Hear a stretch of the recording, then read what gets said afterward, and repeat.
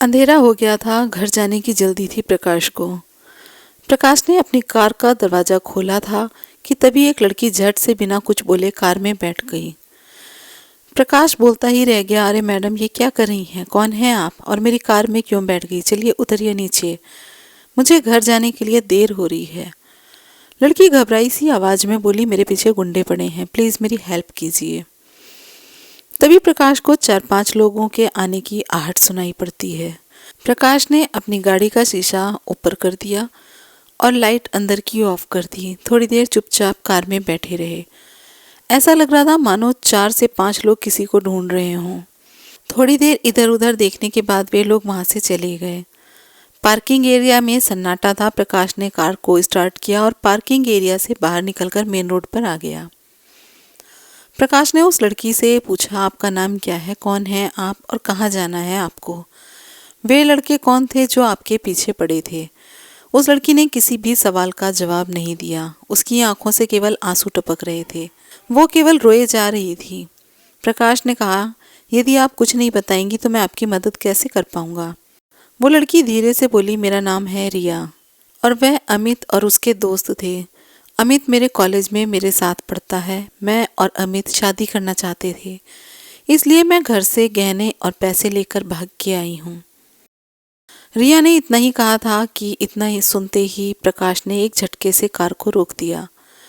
रिया की तरफ देखने लगा। रिया आगे बोली, जब मैं गहने और पैसे लेकर अमित के पास पहुंची तो अमित अपने दोस्तों से मोबाइल पर बातें कर रहा था। अमित बोल रहा था कि चिड़िया जाल में फंस गई है, थोड़ी देर में जेवर और पैसे लेकर आ ही रही होगी। तुम सब भी जल्दी से आ जाओ, सब मिलकर पार्टी करेंगे, शराब और शबाब सब कुछ मिलेगा।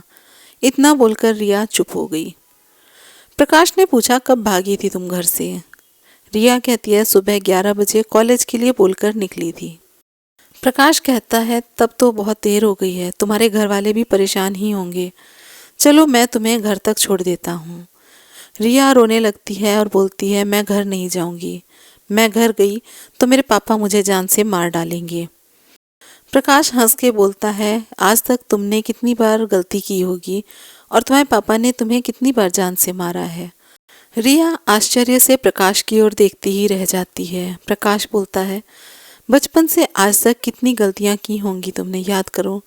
और कितनी बार तुम्हें माफ करके गले से भी लगाया होगा तुम्हारे मम्मी पापा ने, ये भी याद कर लो। देखो रिया, इस दुनिया में माता पिता ही हैं जो अपने बच्चों की बड़ी से बड़ी गलती माफ कर देते हैं और उन्हें अपने सीने से लगा लेते हैं।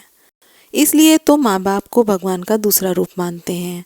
गलती की है तो गुस्सा तो करेंगे ही, हो सकता है 2-4 थप्पड़ भी लगा दें, लेकिन जान से मारेंगे ये बात तुम अपने दिमाग से निकाल दो। गुस्सा करेंगे तो माफ़ी मांग लेना, जरूरत पड़े तो उनके पैर पकड़कर माफ़ी मांग लेना।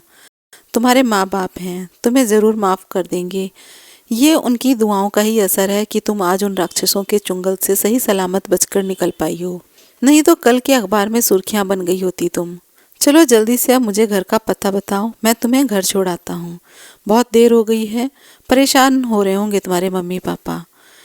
रिया ने अपने घर का एड्रेस बता दिया। प्रकाश ने कार को रिया के घर के आगे रोक दी।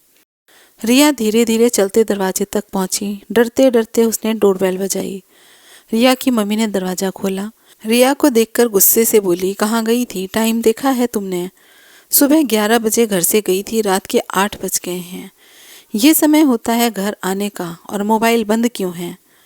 रिया कुछ नहीं बोली। मम्मी की आवाज़ सुनकर रिया के सब्र का बांध टूट गया और अपनी मम्मी के सीने से लगकर फूट फूट कर रोने लगी। मम्मी पूछती हैं, अरे क्या हुआ, क्यों रो रही हो, कुछ बोलोगी भी? तभी प्रकाश ने धीरे से बीच में बोला कि रास्ता भूल गई थी अपने घर का। रिया की मम्मी सामने एक अनजान शख्स को देखकर सकपका गई। रिया के रोने की आवाज़ सुनकर रिया के भैया और भाभी, पापा सभी हॉल में आ गए थे। रिया के भैया ने पूछा, तुम्हारा मोबाइल कहाँ है? रिया की भाभी बोलती है, मैं तो कब से बोल रही हूँ कि रिया मोबाइल घर पर ही भूल गई है। रिया के भैया हंसकर बोलने लगे, कोई बात नहीं, घर तो आ गई है ना। रिया कुछ भी नहीं बोली, रोते हुए अपने कमरे में चली गई। रिया के पीछे पीछे उसकी मम्मी, भैया, भाभी सभी उसके कमरे में चले गए। प्रकाश की ओर तो किसी ने ध्यान भी नहीं दिया था। प्रकाश मन ही मन सोच रहा था, चलो अच्छा हुआ यहाँ किसी को कुछ नहीं पता चला। प्रकाश मन ही मन ये सब सोचता हुए जा रहा था कि पीछे से एक कड़कती हुई आवाज उसके कानों में पड़ती है, रुको जेंटलमैन। प्रकाश एकदम से रुक गया। उसने पीछे मुड़कर देखा तो सामने रिया के पिताजी खड़े थे। उनके हाथों में एक कागज था। उन्होंने कहा, मैं नहीं जानता कि तुम कौन हो, लेकिन मेरे लिए तुम किसी फरिश्ते से कम नहीं हो। प्रकाश आश्चर्य से रिया के पिताजी की ओर देखने लगता है। रिया के पिताजी बोलते हैं, मुझे आज दोपहर में ही पता चल गया था कि मेरी बेटी घर से भाग गई है। आज दोपहर में किसी काम से मैं रिया के कमरे में गया, तब मुझे ये खत मिला। मैं किसी को बिना बताए रिया को ढूंढ रहा था। जेंटलमैन, मैंने रिया को तुम्हारी कार में बैठे देखा। मैं दौड़कर वहां पहुंचा था। मैंने तुम दोनों की बातें सुन ली थी। मैं तुम दोनों के पीछे ही था। तुम नहीं जानते कि आज तुमने मेरे ऊपर कितना बड़ा एहसान किया है। तुमने केवल मेरे घर की खुशियां ही नहीं, बल्कि मेरे घर की इज्जत, मान सम्मान सब कुछ बचाया है।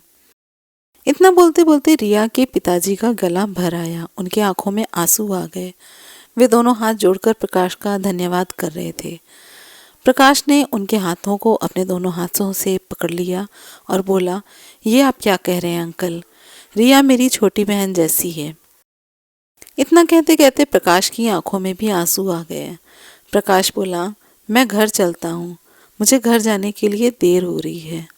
बहुत सी लड़कियां हैं जो अपने घर बार को, अपने माँ बाप को बिना देखे, बिना कुछ सोचे समझे ऐसा फैसला करती हैं, इस तरह का कोई भी गलत कदम उठा लेती हैं।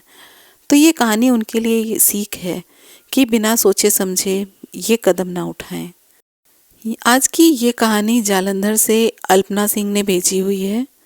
आपके पास भी अगर कोई कहानी है तो आप हमें नीचे डिस्क्रिप्शन में दिए गए व्हाट्सएप नंबर पर भेज सकते हैं। आपकी कहानी भी आपके नाम और एड्रेस के साथ में सुनाई जाएगी। वीडियो अच्छी लगी हो तो प्लीज़ लाइक, कमेंट, शेयर करना ना भूलें। चैनल को सब्सक्राइब ज़रूर करें। आप सबका साथ ही हमारे लिए खास है। फिर मिलेंगे आपकी एक नई कहानी के साथ में। तब तक के लिए नमस्कार।